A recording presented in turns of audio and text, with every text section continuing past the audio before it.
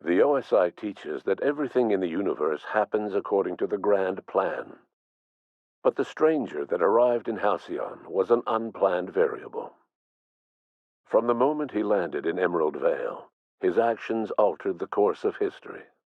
The events on Tartarus brought about the end of the board's authority. But the board's mistakes would haunt the colony for decades to come. The damage they left behind would require the work of a generation to repair. Dr. Phineas Wells began reviving a handful of the Hope's colonists: engineers, scientists, technicians, and intellectuals. They were among the brightest minds the Earth had ever sent out into the stars. The Hope scientists and engineers woke up in a colony descending headlong into total collapse. With no way to return to Earth, they had no choice but to band together and devote themselves to the cause of saving Halcyon. The people of Halcyon were nothing if not hardy. In the absence of the board's authority, many of the colony's settlements banded together with a single purpose in mind: survival. Life was especially hard in the years to come. Some towns dissolved by attrition and starvation, but most of them found a way to carry on. In the years to come, Halcyon was forced to reckon with its newfound freedom. The board was gone, and for better or worse, the colony was responsible for its own destiny. Between MSI's worker-centric policies and the iconoclast's manpower, Sanjar and Zora were able to rally many of the Terra 2 townships to their cause. MSI's workforce swelled, and the iconoclasts enjoyed a significant surge in their ranks. The board was too distracted by infighting and internal politics to stop MSI from becoming a powerful corporation and a refuge for townships that might have fallen through the cracks. Consumed by paranoia, Lilia Hagen took Sublight Salvage in a controversial direction, openly accusing board officials of an extraterrestrial conspiracy. One day, an accident at the Groundbreaker's docking bay silenced her forever. Time would tell if her replacement could keep the Sublight family together. Adelaide McDevitt replaced Reed Thompson as the leader of Edgewater. She and her followers transformed Edgewater in their image. Anyone loyal to Reed was pressured into leaving town, and those who stayed behind adapted to her way of life. Adelaide transformed the old cannery into a new garden. The nearby Edgewater Cemetery provided a convenient source of fertilizer. As for Reed Thompson, it was said that he lasted exactly 2 days outside the walls of Edgewater. Years later, a marauder was found in possession of his hat. Under the leadership of Junlei Tennyson, the Groundbreaker held firm against corporate influence. The ship's mechanical stability gave Junlei the time to educate a promising generation of engineers schooled in her family's traditions. The future of the Groundbreaker looks promising. The rediscovery of the Hope and the abandonment of the Lifetime Employment Program forced Byzantium to come to terms with some uncomfortable realities about the state of Halcyon. While Byzantines were reluctant to surrender the luxuries they'd grown accustomed to, the board's diminished authority gave them little choice in the matter. Nearly everyone had to learn to make do with less. Some even had to get jobs. It was a dark time indeed. Your influence shifted Ellie's perspective. She finally admitted, albeit grudgingly, that she just might need other people. Sometimes. With a steady income from the life insurance payouts, she was finally able to afford a ship of her own. She hired a small crew and flew supply missions to communities on the fringe. Some of them were even legal. Life in Halcyon was sobering for Felix Millstone. The grand revolution he dreamed of never came. There was no great awakening for the colony, no celebrations in the streets.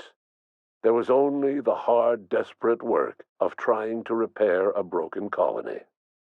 Felix never had a head for numbers, but if there was labor to be done, he was there to help. Eventually, Felix realized that the work of a revolution was done with two hands. As much as he enjoyed his adventures aboard the Unreliable, the vicar, known as Max, eventually decided that it was time to move on, to live out the life he had sought so long to create. He knew there were many in the colony who carried burdens much worse than the ones he had struggled with, and he devoted himself to easing their suffering wherever he could. He only ever took up arms again to defend the defenseless. Unshackled from a lifetime of striving and fighting the universe and himself, Vicar Maximilian de Soto was finally at peace. Once the matter with the Hope colonists was resolved, Junlei bashfully asked Parvati if she'd like to join her permanently on the Groundbreaker, and Parvati enthusiastically, if somewhat awkwardly, agreed. The stories of her adventures spread across the colony, and Parvati soon found herself the center of attention. Having served as the engineer of a renowned spacecraft, tramp freighters and wildcat miners sought her out by name, and in no time, she was a fixture in the Groundbreaker's mechanical ecosystem. She and Junlei were never far apart. Nyoka returned to Monarch to take another crack at making a permanent life for herself. She formed the Charon Group, a mercenary outfit of ragtag survivalists and wilderness experts. Anyone in need of a guide, or just looking to throw back a beer and swap stories, could find her camping on the trail or clearing an infestation. The SAM unit that accompanied you spread awareness of the product line's superior sanitation and maintenance capabilities across what was left of the colony. This led to a boost in SAM unit sales. Did you know that SAM units are the longest-lasting, toughest-acting cleaning solution in Halcyon?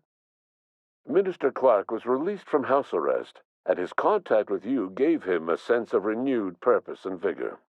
Once it became clear that no help would be coming from Earth, he threw his considerable efforts and talents into helping Halcyon manage the crisis before it.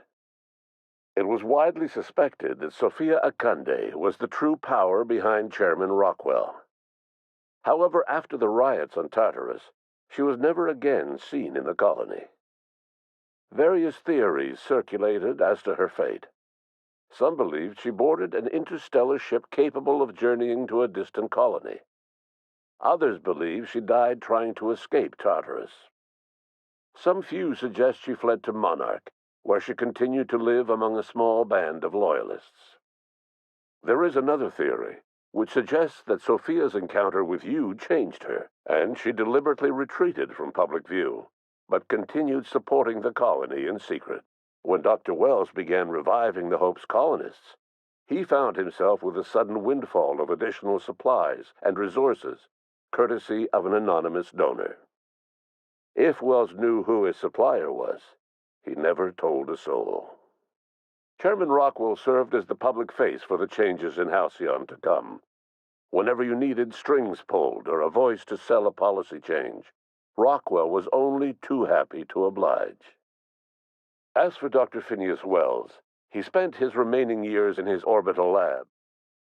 He eventually came to terms with his own past, and was able to forgive the mistakes of his younger self by devoting his remaining years to serving the colony. Dr. Wells was able to revive many more scientists and engineers than he first expected, thanks to the additional batch of chemicals you stole from the ministry. Wells never forgot about the human lives that were lost in acquiring these chemicals. In the end, Dr. Wells was able to save every scientist and engineer aboard the Hope. Over the next decade, nearly all of the Hope's remaining colonists were successfully revived. Halcyon saw a period of rapid technological and scientific advancement. Breakthroughs in dietary supplements saved the colony from starvation. Geoengineering projects and social reforms began to change the structure and character of the colony. Dr. Wells laid the groundwork for the project to save the colony, but he would never live to see the fruits of his labor. He passed away a few years later.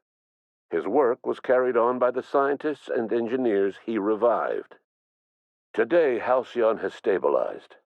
The people of the colony work hard to adapt to their new circumstances.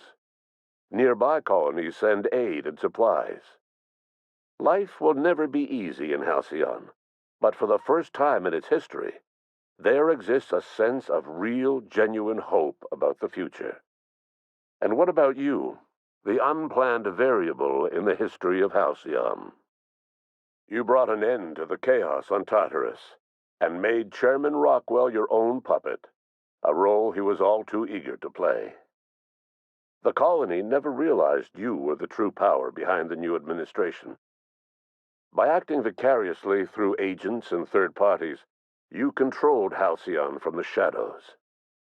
As a result, Halcyon survived the turbulent years that were to follow.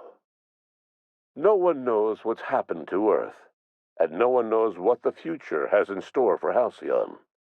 All we know for certain is this: the name of the Unreliable and that of its intrepid captain will remain the subject of countless stories for years to come.